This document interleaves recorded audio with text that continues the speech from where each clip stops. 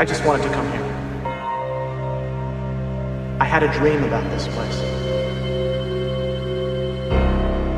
Welcome to the infected. Hi there, and thanks for tuning in to The Infected, your podcast from the heart of darkness. Jeroen and I have selected 6 great tracks for this week that we will play and discuss with you right now. So sit back, relax, and open your mind, because here we go. Open your mind to me. Our first band is one of the first and most successful synth-pop acts from the UK. I'm talking about The Human League with the wonderful song The Lebanon.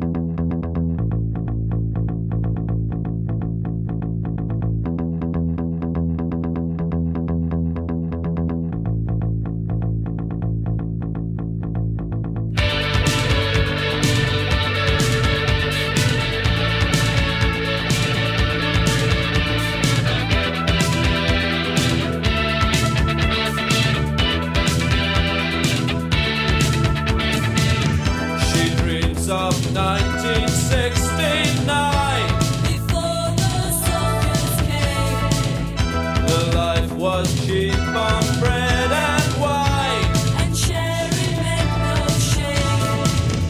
She is awakened by the screams of rockets flying from nearby, and scared she clings on to her dreams to beat the fear that she might die. And who will it want?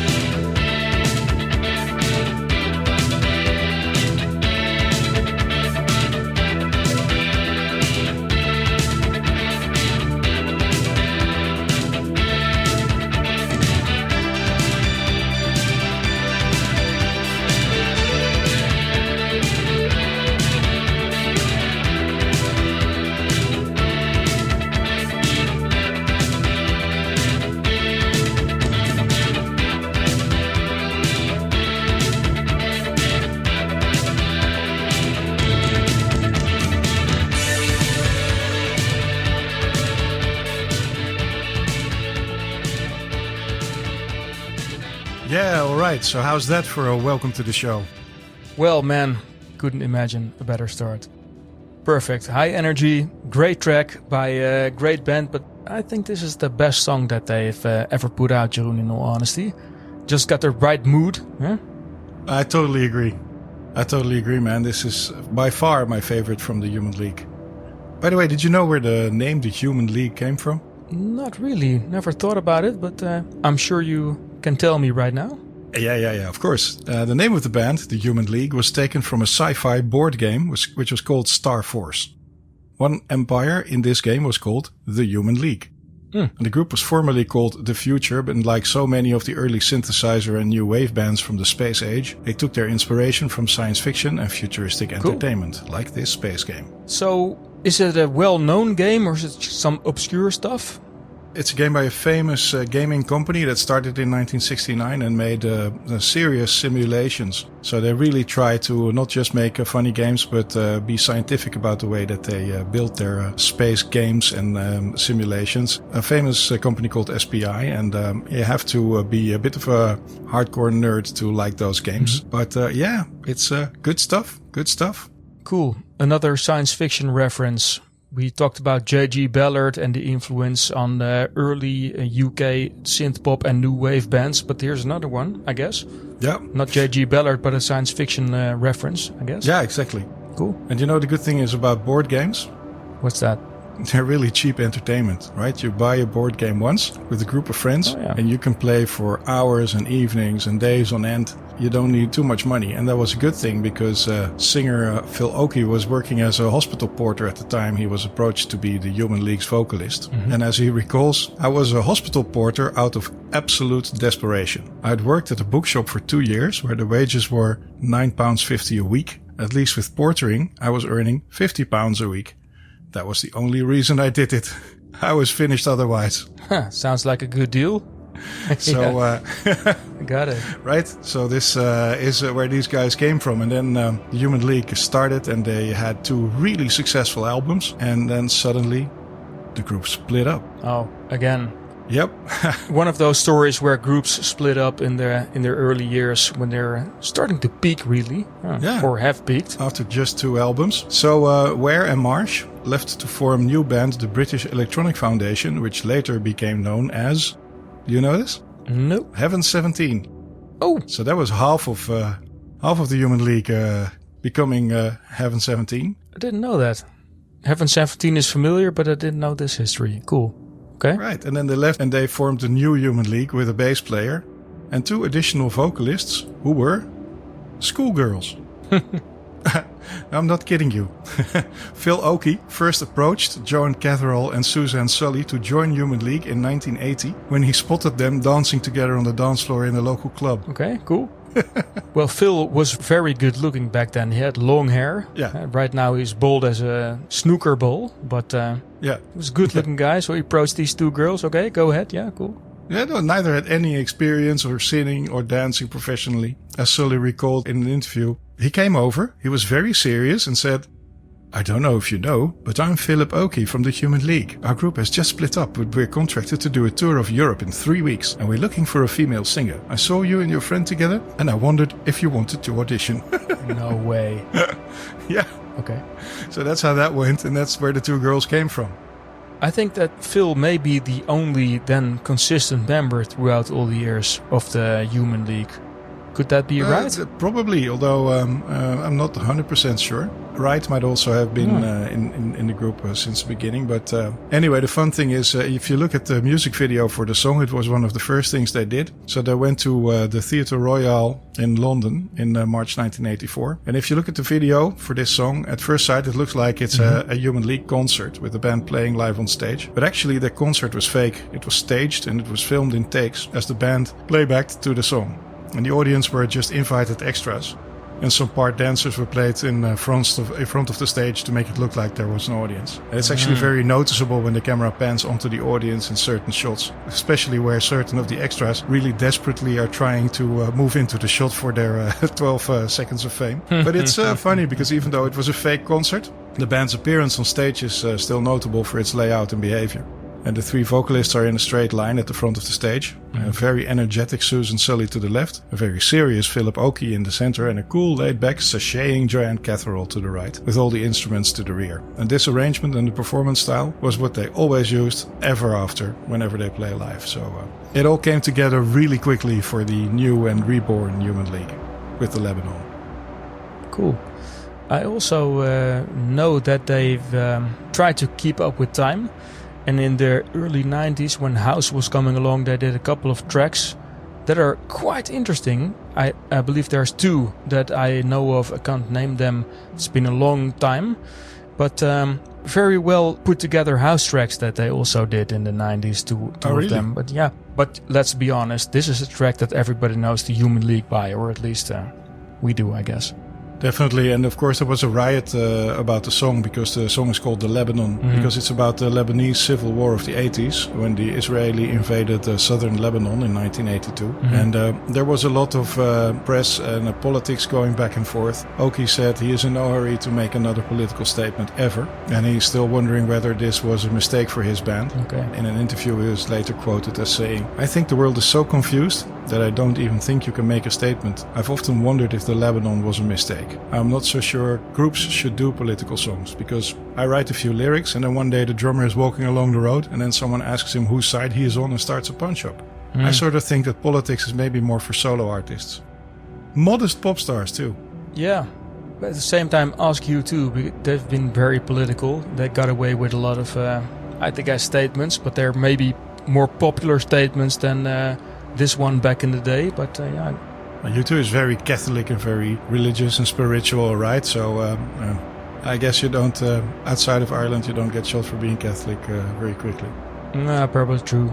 I don't. I'm not a big fan of politics in music as well, but as you know, I don't listen to the lyrics all the time. It's just so catchy. And those guitar you mentioned when we were listening to this, it was the first time they used guitars, right? Right, yeah. In a track. Yeah, the previous incarnation of the Human League had actually made a statement that they would never use guitars. And then two members split up and they started over, and all of a sudden they had a bass player and there were guitars in this track. But yeah, everybody must have gotten over that really quick, because it's excellent. That riff is very memorable.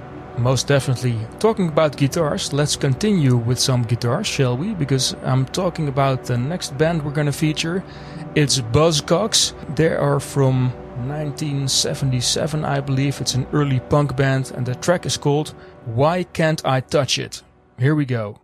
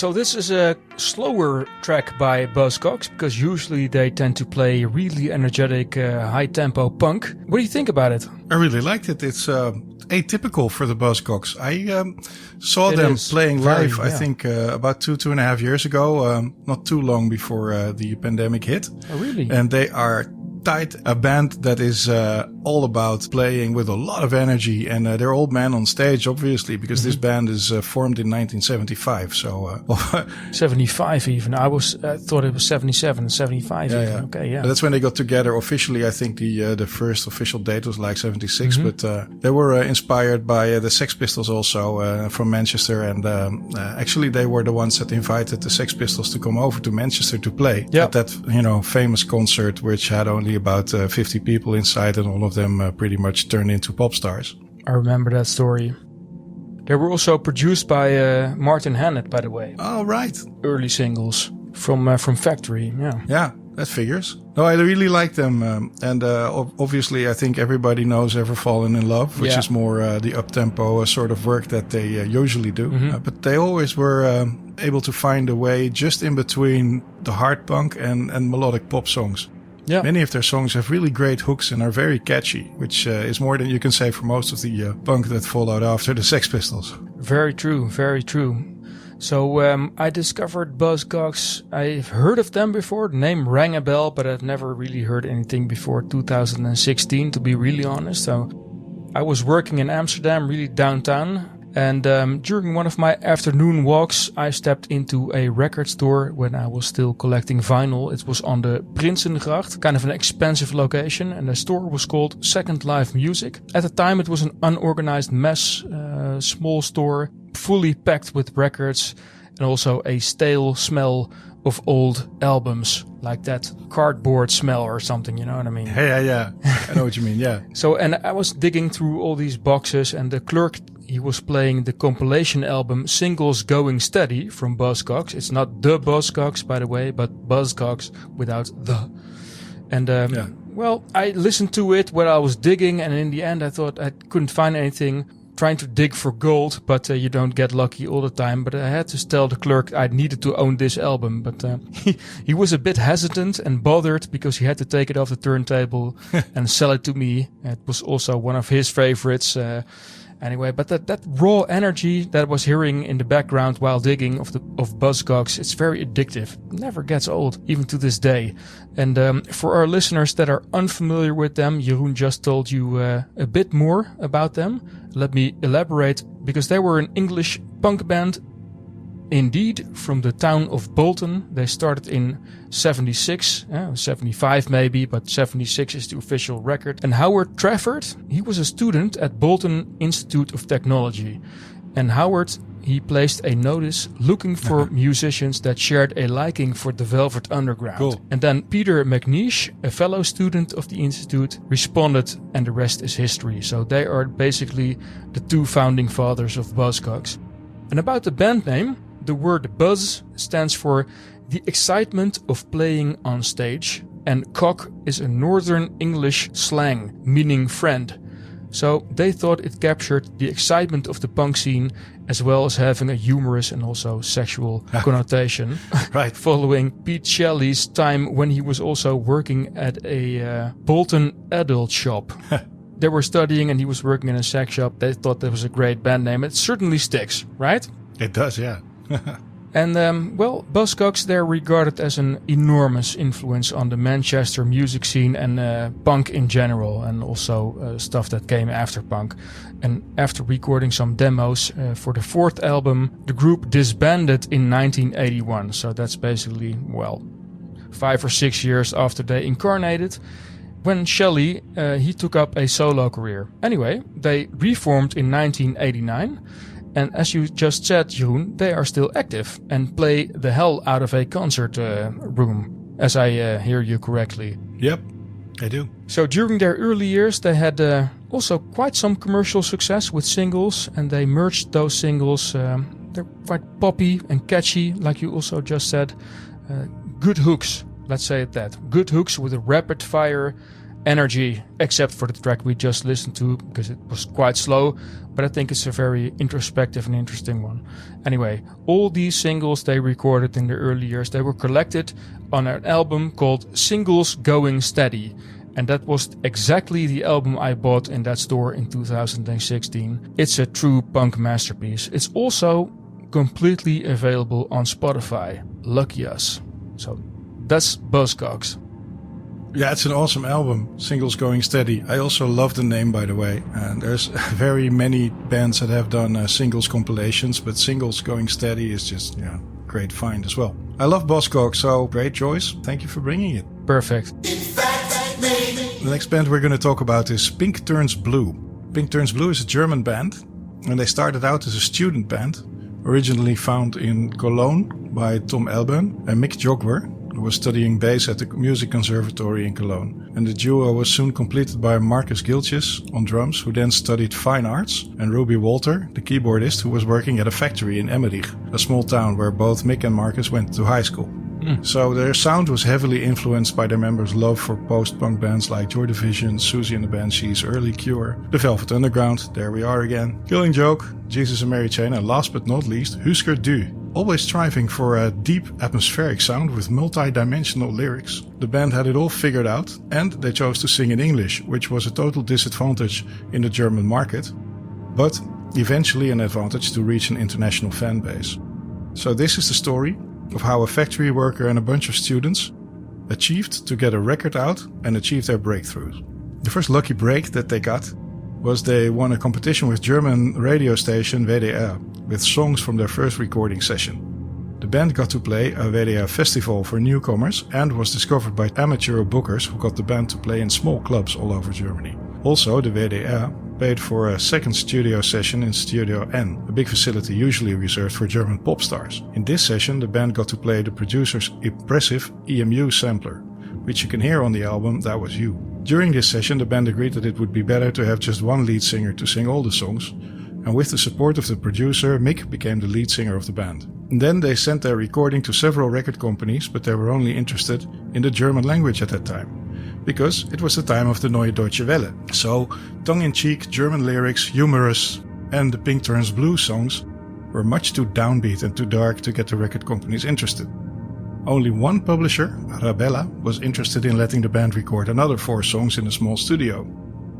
During this session, Tom was getting uneasy about Mick singing his songs. Plus, he got a job at the WDR to become the presenter of Graffiti, a cool late evening radio show presenting new music, pretty much like John Peel on the BBC.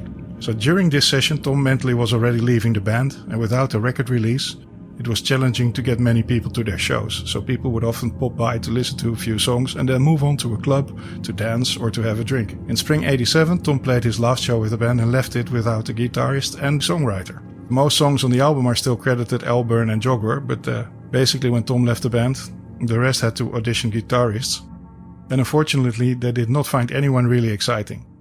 They also had to do a few more already booked shows, and then in the end decided that Mick had to try to play guitar, and Ruby had to take up bass additionally to the keyboards. On some songs, Ruby played the bass with his left hand on keyboards, and on other songs he just played the bass. And they didn't have a guitarist at all, except for the parts where Tom tried to figure out how the instrument worked. Surprisingly, people had more sympathy with the band as a 3-piece, and they started to stay throughout the shows, and after 3 months they got offered a record deal by a small independent label in Münster, Fun Factory. The manager was a big fan of Andy Warhol and his Factory, and the Velvet Underground, and he did everything to get the band good support, gigs, radio plays and press. He got the band to record a few more songs somewhere near Münster. There they recorded I Coldly Stare Out in this phase. So with all those recordings they cobbled together, some high quality and expensive studios and some made on the cheap, they made an album. And the record came out at the end of 1987 and changed everything for them. People loved it, they started to know the songs, it was different, and fans came to the shows. Suddenly they were a real band. They started getting booked on TV and would go on to have several hit singles in Germany and abroad, and eventually would even move to England. Now this song is from the breakthrough debut album If Two Worlds Kiss. This is I Coldly Stare Out.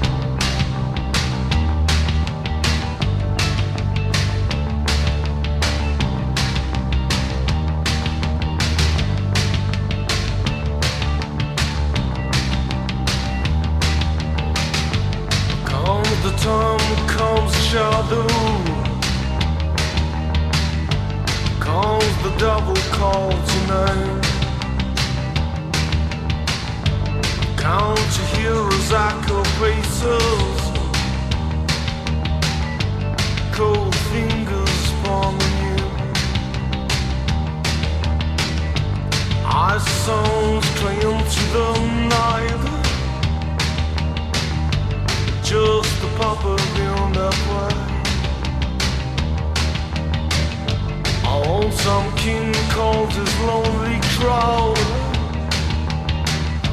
I called you home into decay.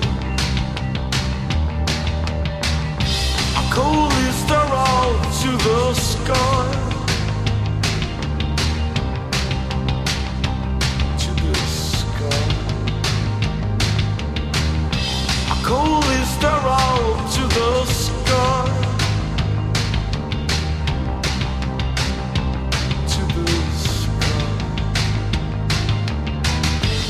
Someone's way to someone's mind. So try to hide or try to turn away. You got the chance to save your health. Last chance to round up that old game. I call this star out to the sky.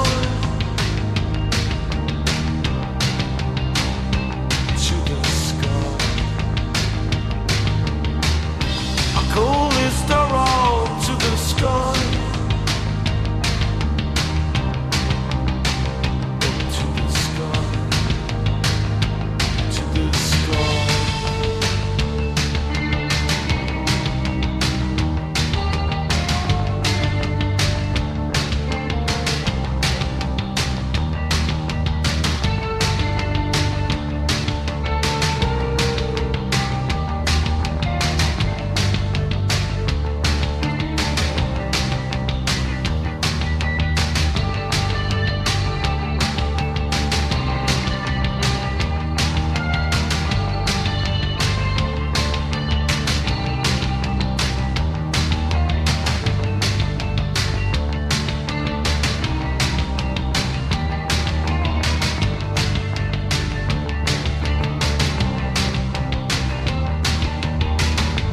Down the town to pray a farewell, farewell, farewell, farewell. Another day, another life. A broken mirror cuts your face. Well, I'm this world to driving mad, driving mad. I call this star out to the sky.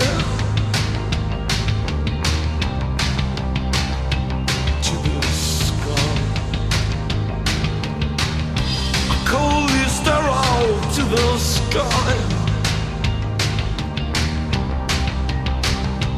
To the sky.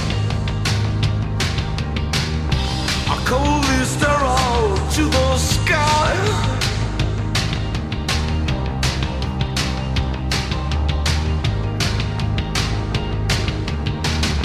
I call this star out to the sky.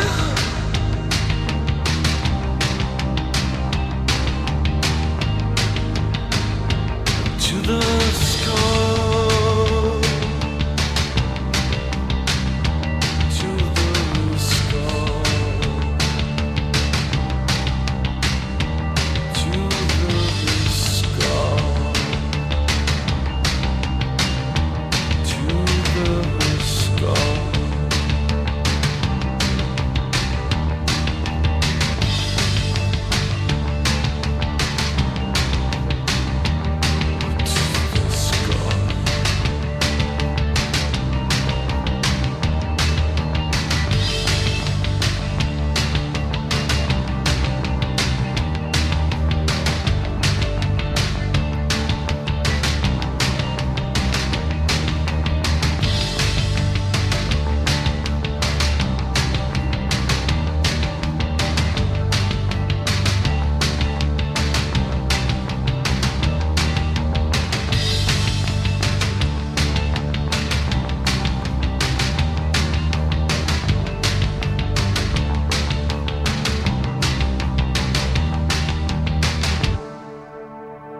Is it early or more recent? What did you... It's a debut album, so it doesn't get much earlier than this. Debut album. Yeah, okay, okay. Let me start rambling. So this is a very mature sound. It's very composed. It's very laid back, very well balanced. You got these guitars that are subtly playing in the background. It's got just that mood I'm looking for. But I heard of this band somewhere, but never heard one track by them, at least consciously. This is a good one. Yeah, you should check out their album If Two Worlds Kiss. So as I just explained, the songs come from different recording sessions and even with different lineups. There's a couple of real jams on it. They became quite a big band, but I don't think many people are aware of Pink Turns Blue anymore these days. The thing is, in this track, obviously the guitarist had already left when they wrote this, and you can hear that the guitar solo at like 2.5 minutes. Many guitarists play too many notes, right? Yeah. Too busy, too much trying to take the stage. Yeah. So he isn't the world's greatest guitarist, and he takes his time and is really melodic. And it perfectly fits within this sort of atmosphere that they're building. That's why I like the song. A composed lead guitarist is very rare. But in all seriousness, this is a very well balanced, nice and moody track from a debut album. I'm also reading up some more information. They put out a lot of music. Yeah, they were very productive. A lot. Well, makes me interested in checking out more. Yeah, there's a lot to discover here. Pink Turns Blue. Look them up. There's loads of it on Spotify as well. So enough to check out. Very nice and convenient. We like Spotify and all those streaming services. More and more is coming out on these streaming services, because the early days it was more of the Britney Spears poppy stuff that was very popular, but more obscurities and rare gems are finding their way through these services last few years. It's very positive. So I'm gonna talk to you about MOEV, or I'm thinking I'm pronouncing it MOEV. It's a new band. It's a band from Canada, and they founded in 1981. And in an interview I read where the name comes from. So it's spelled MOEV, by the way. It's a color, and the color is mauve. It's MAUVE. It's like a pretty purplish pink color. Mauve. Yeah, mauve, exactly. Pink color that's also associated with insanity. So here we go. I'm dragging you down into the dark linings. If you listen to the next track, as we're about to, if Suzy Sue would sing in a synth pop band, it would probably sound a lot like Mauve. So it's from their first album called Zimmerkampf. It's a German name. It's maybe called Chamber Camp, if I can translate it into English. It's kind of I don't know how to explain it any other way. Zimmerkampf. Or Room Battle. Room Battle. That's better. Kampf is battle, and yeah, you're right. Room Battle. So it was only released on vinyl and cassette, this album, the first album of Mauve. Never on CD, and sales were poor. They were soon kicked out by their record label. It's called Go! That record label even went bankrupt in the following year. I'm hoping that not only Mauve caused that, who knows? So Go told them to move. Yeah, Sorry. That's true. That's very nice. Nice pun. The lead singer at the time was called Madeline Morris. She also left the band after the first album. Then they hired another female singer that left after the second album. Then they hired a male singer. What a mess, right? You can't keep up with these guys. Yeah. What you also have, if you change lead singers and the band changes a lot of times, you don't have a real solid base to build an audience on. What to expect, right? And also, obviously, the sound, it evolved more towards goth rock and away from the synth pop sounding first album in the later work that they did. But they did manage to get picked up by Atlantic Records in the late 80s, and they had one successful album called Yeah, Whatever. Anyway, nobody probably listening to us right now, Jeroen, have heard of Mauve. But if you were a Canadian that was into new wave and alternative music in the late 80s, you would probably know a few songs by them. But the band was largely overlooked, let's be honest. A constantly changing lineup, like we just mentioned. Sound didn't really help the band grow into kind of a consistency or a consistent sound.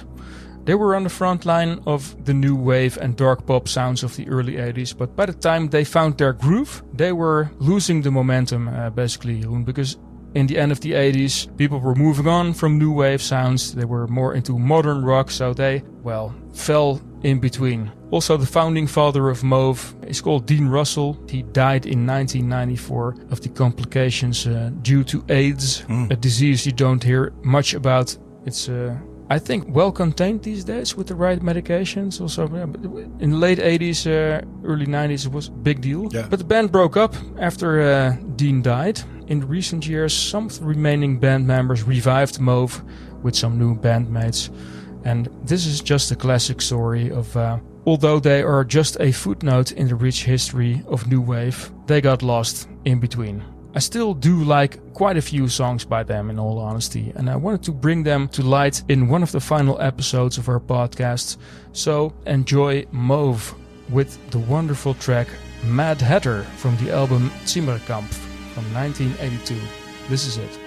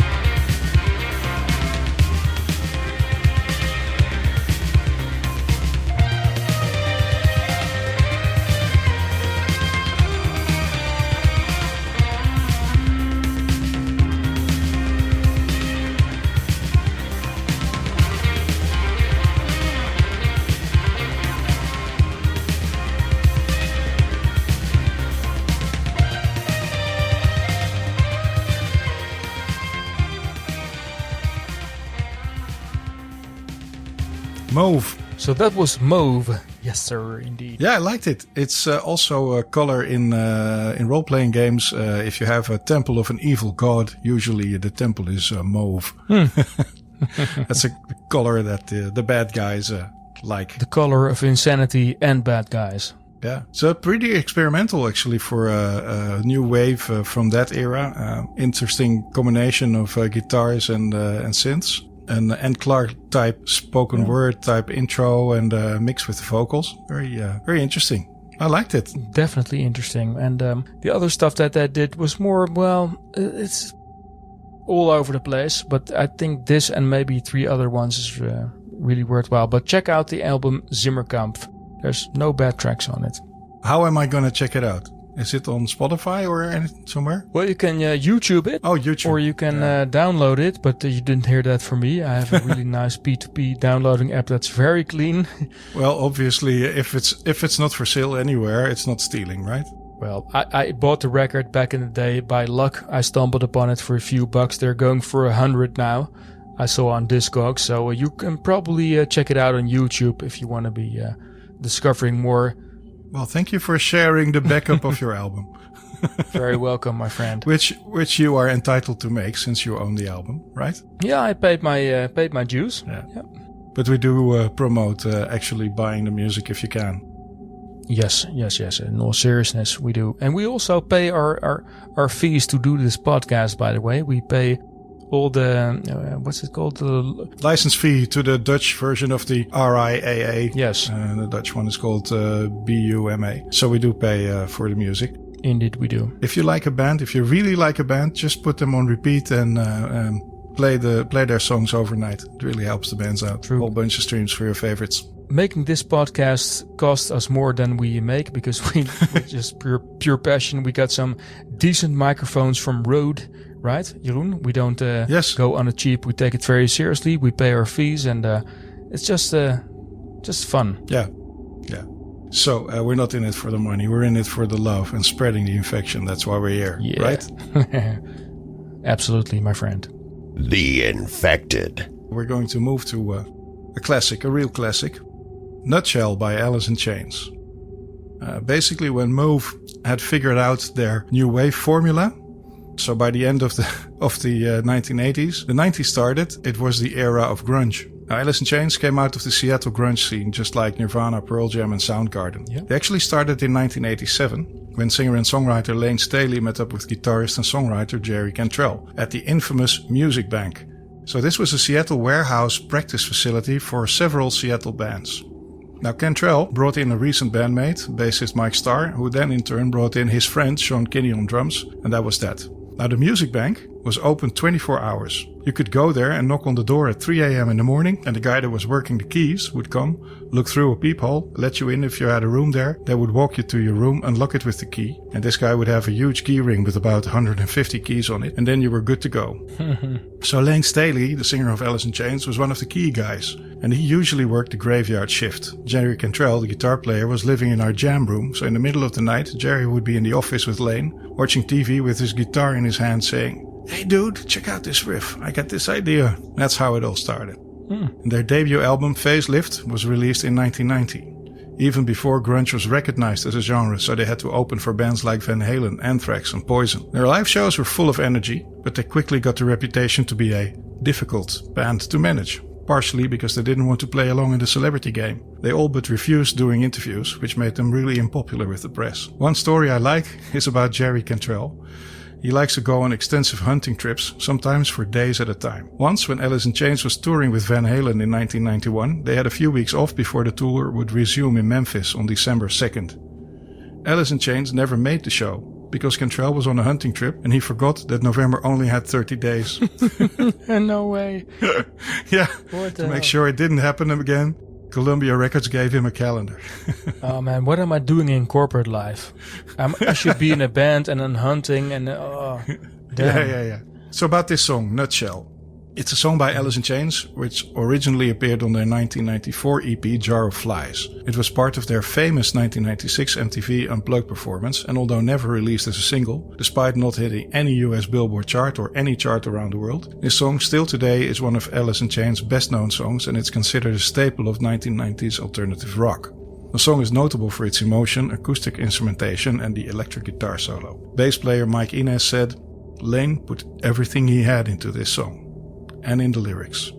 So, this song was written after the band had been out touring after the release of their 1993 album Dirt. When they finally came home to Seattle, they found out that they had been evicted from their apartment in the Music Bank, since they had failed to keep up on their rent. All their stuff was out on the street. They had to move to another studio and began working on some new music, which then became the EP known as Jar of Flies. Check out the lyrics if you can. This is Nutshell. Infected Classic.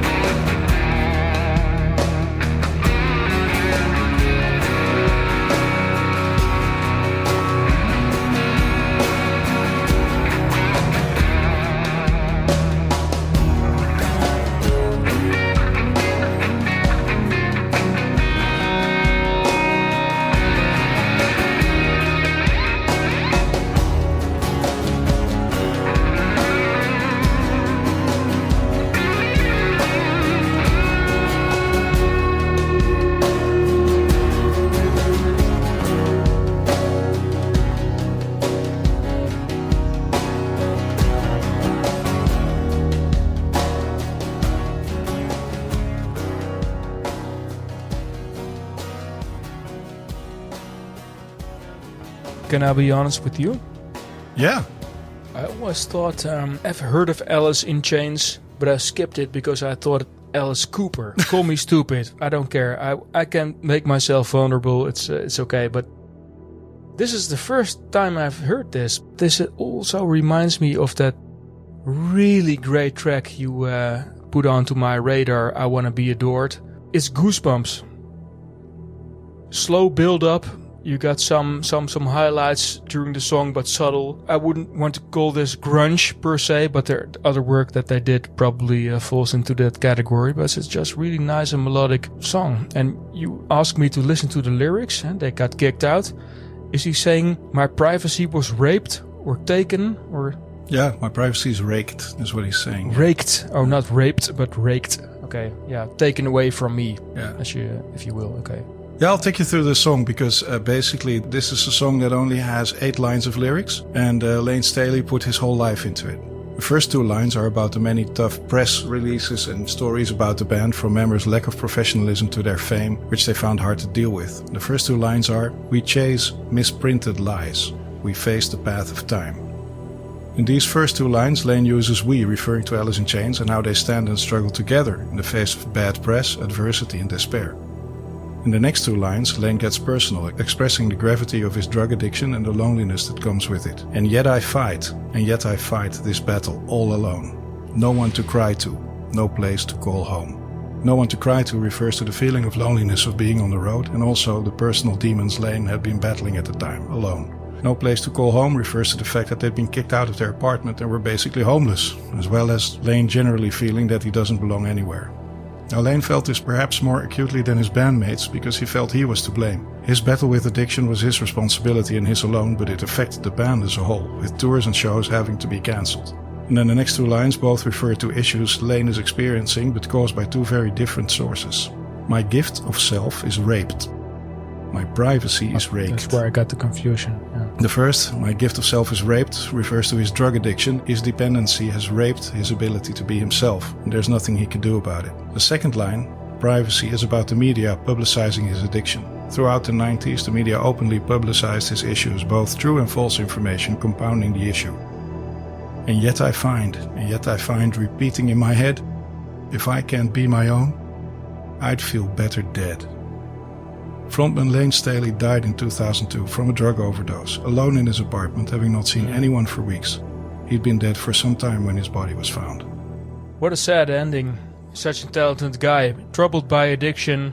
If I can't be my own, I'd feel better dead. I guess it's a true feeling that you feel coming through in this song.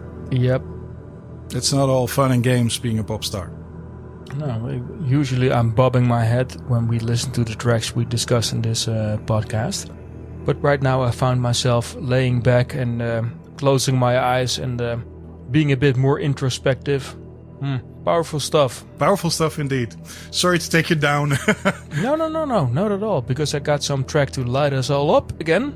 In the end, the final track is a fun one. Cool. But this is also part of the genre that we like. This falls into the category, my man. Nothing wrong with that. Thank you. So, to discuss our final track, I got a fun one. It's by Celibates, and it's called Coming Alone from 1981. Let's listen to it and then discuss it very briefly, and then I'm really looking forward to that 8-bit minute again. So we're gonna listen to some fun track, got a brief story, and then go on to the competition, shall we? Yeah. Here we go.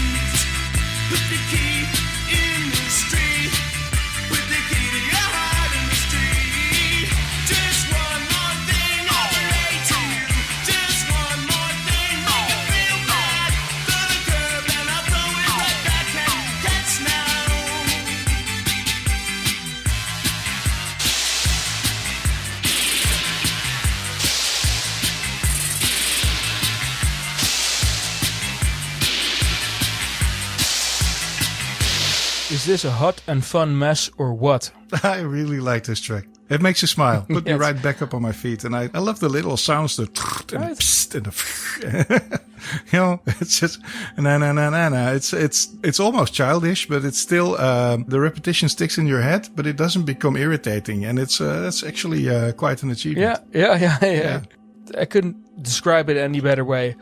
So you got some echoes going on. It's fun, but that you got that chorus that's kind of a bit aggressive sounding, but still fun. And then you got that light hooks. It's a fun mess, but Yeah. also within the, I guess, post-punk realm that we like. So if you're into the early 80s minimal synth and new wave sound, you're in a treat with these guys, with Celibates. A band that consisted of Terry Sullivan, David Kane and Kent Webber, 3 guys. They became one of Buffalo, New York's first original synth-based pop trios, playing sold-out shows at the Continental and many West New York colleges. They're basically like a obscure college punk band or something, I don't know. They only did 1 album. I couldn't dig up any information at all without trying really hard. They recorded 1 independent LP, A Shameless Fashion, and that's also where this track is on. It was recognized and rotated, lightly in the New York area. And I think these guys managed to mix powerful and dark passages with some fun lyrics and some fun catchy hooks with some lightness overall, but still a lot of balls, if I may say so. And that's all the background I could dig up on them.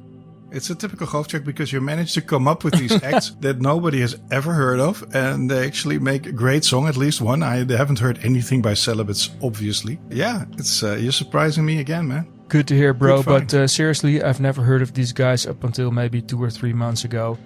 I just thought I'd pick this out for this week, and hopefully our listeners can discover something new. That's what we like to offer, some classic bands, great music, and also some obscurities and light stuff.